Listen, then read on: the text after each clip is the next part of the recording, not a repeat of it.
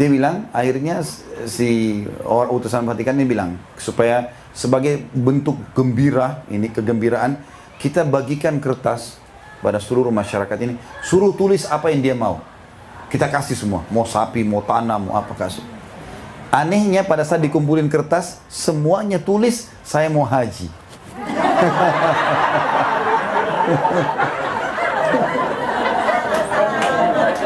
Akhirnya dipecat tuh yang bertugas. Enggak. Dan di Indonesia pun subhanallah, maaf saya tambahkan satu kisah, masih bisa?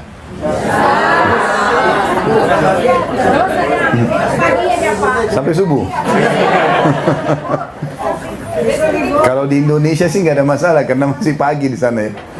Di sini masya Allah jam 12 malam ya. Jam 11 ya. Baik, ada dosen kami, dosen saya namanya Dr. Abdullah Musnid. Semoga Allah jaga beliau. Beliau pernah ngajarkan kami. Waktu itu saya kuliah tahun 94 sampai 98, 4 tahun. S1, beliau ngajar di tahun tingkat terakhir kuliah, di tahun 98. Mengajarnya itu materinya namanya Hadir Alam Islami, kondisi keadaan negara-negara Islam. Salah satunya dia cerita tentang Indonesia, saya pun tidak tahu tentang kisah itu. Beliau bilang, di sini ada dari Indonesia, ya, ini Khalid dari Indonesia sama teman-teman. Beliau kenal betul, kenal baik sama saya. Dia bilang, sudah tahu belum di negara kamu itu ada terjadi sesuatu? Saya bilang, apa itu Syekh? Gitu kan. Syekh itu kita panggil kayak guru dosen ya. Apa itu? Dia cerita, dia bilang, sampai kepada kami berita dan itu kisah nyata. Katanya di salah satu perkampungan Indonesia, entah di mana itu ya, bahasa beliau nih, saya juga tidak tahu itu. Beliau bilang di sana pernah ada terjadi, ada satu pastor yang ditugaskan dan digaji oleh Vatikan itu untuk mengkristenkan kampung itu. Maka dia terus saja membawa sumbangan segala macam sembako, biasa kita di Indonesia bagi-bagi sembako, Indomie, gula segala macam. Sampai orang-orang kampung itu mau pergi ke gereja dan dia caranya dia ajak, kalau mau dapat gratis silakan, tapi ambilnya di gereja ya, dan dibagi pas hari Minggu. Jadi mau tidak mau mereka dengar nyanyi-nyanyi dulu, baru kemudian bagi. Lama-lama diajak nyanyi, tidak usah pindah Kristen, tapi nyanyi-nyanyi saja. Orang ini rupanya foto nih dikirim ke Vatikan.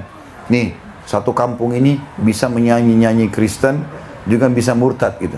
Ini sudah murtad nih, dikirim fotonya pakai kopiah hitam, ibu-ibunya pakai jilbab masuk ke gereja. Satu kampung. Akhirnya Vatikan utusan khusus datang ke Indonesia. Dilihat, dikumpulin semua, coba suruh nyanyi, nyanyi semua, hafal lagu gereja. Karena setiap minggu dapat beras. Jadi hafal. Kata utusan Vatikan ini kisah beliau ya, saya tidak tahu ini. Tapi mudah-mudahan kata beliau ini bisa benar. Dia bilang, akhirnya si orang utusan Vatikan ini bilang, supaya sebagai bentuk gembira, ini kegembiraan, kita bagikan kertas pada seluruh masyarakat ini, suruh tulis apa yang dia mau. Kita kasih semua, mau sapi, mau tanah, mau apa kasih. Anehnya pada saat dikumpulin kertas, semuanya tulis, saya mau haji.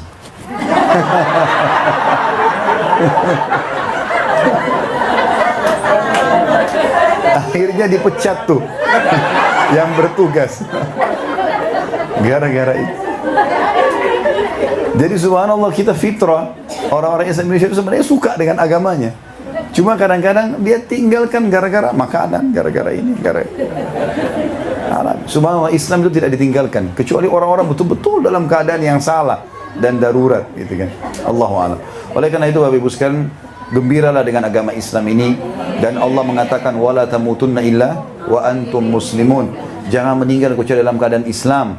Dan kata Nabi SAW, tidak ada satu orang pun yang berjiwa muslim kekal di api neraka, gak ada. Kalaupun dia buat dosa, dia masuk neraka, dibersihkan dosanya, baru masuk surga. Sampai Allah bilang tadi, jangan meninggal kecuali dalam keadaan Islam. Dan Bapak Ibu jangan ragu tawarkan Islam. Tawarkan saja. Cara tawarkan, bagaimana pendapat kamu tentang Islam? Sudah pernah dengar belum? Lalu ajak dialog di agama kita. Tidak usah jadi Ahmad Didat, Zokul Zakir Naik harus hafal kitab mereka, sulit. Ajak sederhana. Saya berapa kali orang masuk Islam di tangan saya cuma itu saja kok. Bagaimana pendapat tentang Islam? Dia sebutkan, saya luruskan. Masuk Islam gara-gara itu. Kan tidak susah gitu kan. Dan kalau orang mau masuk Islam, jangan dikasih kitab tebal dulu ya. Nah ini pelajari dulu. Kalau dia mati malam itu kita berdosa. Ya. Suruh syahadat dulu. Masalah nanti dia belajar itu nanti. Yang penting syahadat. 1 menit lagi mati masuk surga itu. Tapi kalau kita tunda, kita penyebabnya. Pernah ada soalnya gitu di Indonesia. Ada satu anak muda datang kepada saya. Waktu itu ada pengajian saya nginap di satu hotel di Makassar. Kemudian dia bawa, Ustadz, ini teman saya sudah lama masuk Islam dari tahun lalu. Terus kenapa nggak syahadat, akhi? Saya suruh pelajari dulu, dikasih kitab tebal. Saya bilang, ini orang kalau meninggal, kamu tanggung jawab ini. Kenapa nggak suruh syahadat dulu, baru suruh belajar habis itu? Syahadat dulu, gitu kan? Syahadat dulu, harusnya begini. Paman saya pernah tinggal di Amerika ini, cukup lama. Bapak Ibu sekalian, beliau ngambil masternya di bidang penerbangan. Kebetulan S1-nya di Mesir, S2-nya ngambil di sini. Ini cerita lelucon saja, beliau menceritakan tentang temannya dari Dubai. Tinggal sama-sama di Amerika. Dia bilang setiap pagi sering sarapan sama paman saya. Ini cerita beliau ya, Allahu a'lam masalah kebenarannya, tapi beliau cerita dan saya percaya pada paman saya. Beliau bilang teman saya ini selalu bilang kalau habis sarapan, hari ini saya baru masuk Islam kan banyak anak-anak Amerika. Kata paman saya, bagaimana ceritanya?